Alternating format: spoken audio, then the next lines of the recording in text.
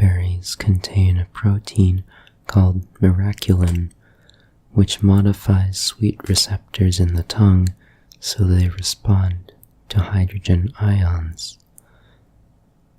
Miracle berries are a small red berry native to West Africa. After eating a miracle berry, a person perceives sour foods as being very sweet.